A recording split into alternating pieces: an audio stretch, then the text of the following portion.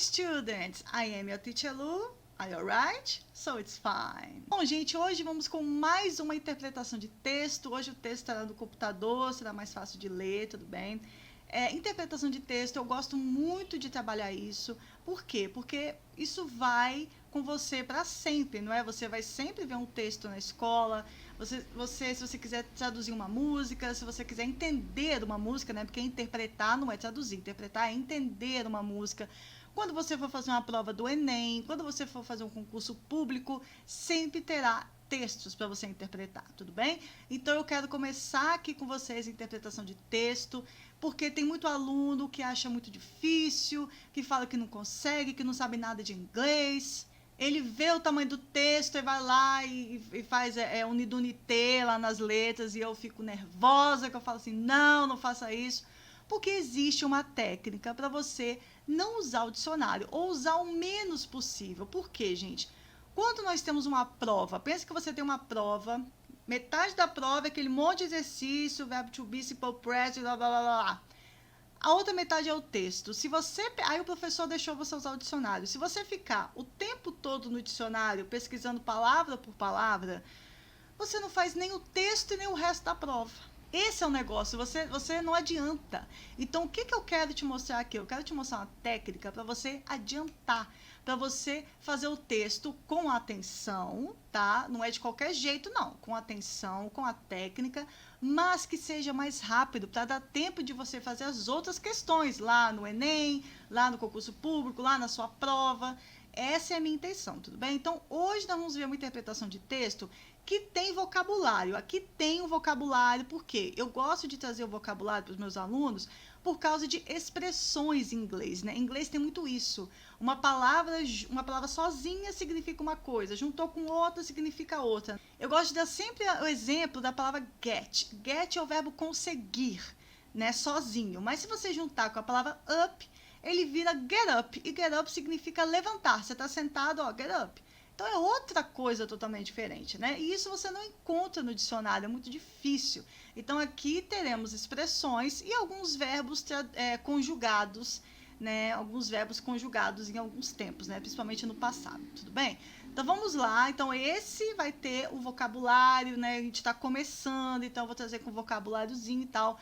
Mais pra frente eu trarei textos que não terão vocabulário. Serão textos tipo você fazendo no Enem, sem vocabulário e sem dicionário, tudo bem? Agora, pra gente começar, vai ter um vocabuláriozinho para ajudar a gente. Então, vamos lá.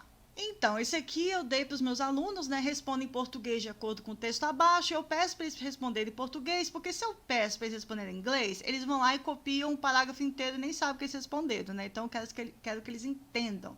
E mais uma vez, eu estou pedindo para você interpretar um texto. Interpretar não é traduzir. Você não precisa saber todas as palavras. Você precisa saber o contexto. Você precisa entender o texto. Então vamos lá. Então nós estamos aqui falando de Sherlock Holmes. É muito importante que você conheça. Se você não conhecer Sherlock Holmes, tudo bem, não tem importância. Mas seria interessante, quando acontece, né, quando aparece um texto que o aluno sabe, é muito melhor, né? Por exemplo, se aparecesse um texto de Game of Thrones e o aluno é muito fã, ele fala, nossa senhora, muita coisa que eu já vou saber. Então, é bem interessante, né? Então, vamos lá. Qual que é a técnica? Você vai de linha por linha, toda linha, e você vai grifar palavras que você já conhece. Por exemplo, se tiver love no texto, love é amor. Love eu sei o que significa, é amor, né? E palavras cognatas. O que são palavras cognatas? Palavras que parecem com português. Por exemplo, detective. O que seria isso? Detetive. Então, palavras que pareçam com português. Existem os falsos cognatos? Existem, mas não são muitos, tá, gente? São poucos. Então, vamos lá, linha por linha. Isso vai ajudar a gente demais. Então, vamos lá, ó. The famous. Famous seria o quê? Famoso. Detective, detetive. Sherlock Holmes é o nome do cara. Never. Se você não souber, tudo bem, mas never é uma palavra muito conhecida, né? Então, no caso, essa palavrinha você ia procurar no dicionário. Ou talvez não, ou talvez você passaria essa palavra. Mas never significa nunca, tá? Beleza, existe seria o quê? Existiu, né? Parece com o português. Except, exceto, né? O quê? Histories, parece com o quê? Histórias. created, histórias criadas por quem? Por quem? Pelo senhor Arthur Conan Doyle. Então, Arthur Conan Doyle é o nome do cara que escreveu os livros do Sherlock Holmes, beleza? Beleza, but Holmes é o nome do cara, used to be, então used to be se está grifada porque está no vocabulário. Used to be significa costumava a ser. Então, Holmes costumava ser o quê? Popular. Nossa senhora, isso aqui está escrito igual ao português, né? Popular é popular. At the beginning é no início. Ele era popular no início do century. O que seria isso? Século. No início do século, people.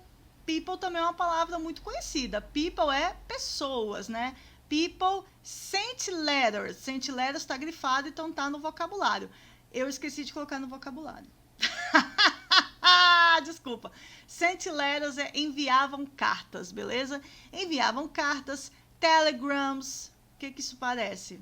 Telegramas, parece com telegramas. And even é e até. E o que essas pessoas enviavam? Presents.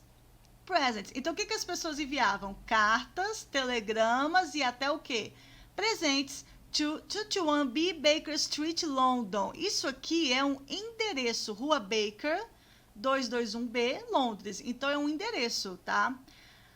Só que isso aqui, address, né? Address é o quê? O que é address? Endereço. Isso aqui é um address fictício. O que seria isso? Fictício. É um endereço fictício. A única coisa que não é fictícia aqui é Londres. É Londres. Só que o Arthur Conan Doyle, que é o cara que escreveu Sherlock Holmes, ele escreveu que ele morava nessa rua Baker aqui, nesse número. Só que essa rua Baker, esse número é falso. É fictício. Só que as pessoas mandavam presentes para essas ruas. Eu fico imaginando os carteiros, né? Ficavam doidos. Gente, esse endereço não existe. Os carteiros deviam ficar, né? Com os presentes. Vai fazer o quê com os presentes, né? Porque as pessoas achavam que o Sherlock Holmes era de verdade, tá? Ele fez muito sucesso no início do século XX, em uma época, gente, que as pessoas não desvendavam mistérios, né? E até hoje tem gente que é assassinada e fica 20 anos sem resolver. Você imagina mais de 100 anos atrás. Não tinha DNA, não tinha, né, impressão digital, tinha nada. Então, apareceu o Sherlock Holmes, que é aquele cara que desvenda tudo, né? Você tá com a cor da roupa tal, ele já sabe onde você tava. A pessoa ficava doida. Então, as pessoas achavam que Sherlock Holmes era de verdade. Aí tá, people de novo, né? Pessoas. All over the world. O que é world? O world, para quem joga videogame, vai saber. O world é mundo. Então, as pessoas do mundo, né? Used to go there. Used to go there é o quê? Costumavam ir lá. Então, as pessoas costumavam ir. Esse costumava ir lá, eu acho que é na casa do Arthur Conan Doyle, né? Já que o outro endereço é fictício, né? You try to see. You try to see é tentavam ver o quê? O Holmes. Eles tentavam ver o Holmes. Eu falei assim, se o cara escreve sobre Sherlock Holmes, ele deve saber onde o Sherlock Holmes vive, né? Onde é esse endereço, né? And ask, gente, é pedir ou perguntar. No caso aqui significa pedir, tá bom? Ask o quê? Autograph. O que seria isso? Autógrafo. Então eles queriam o autógrafo do Sherlock Holmes. Só que Sherlock Holmes não existia, ele era um personagem fictício, né? Então Sherlock Holmes was more than, era mais do que. Então Sherlock Holmes was more than a history character. Então, history é o quê? História. Character não é uma palavra muito comum. Aí, essa palavra você teria que procurar no dicionário, né? Se você estivesse fazendo a prova. Character é personagem. Então, ele era muito mais do que um personagem de histórias. Ele era o quê? A myth. Myth é o quê? Ele era um mito. Porque as pessoas, elas ficavam doidas com ele, né? Elas ficavam doidas, elas queriam ver ele, elas eram muito fã do Sherlock Holmes e tal. Então, viram que a gente não traduziu todas as palavras, mas a gente conseguiu entender o texto?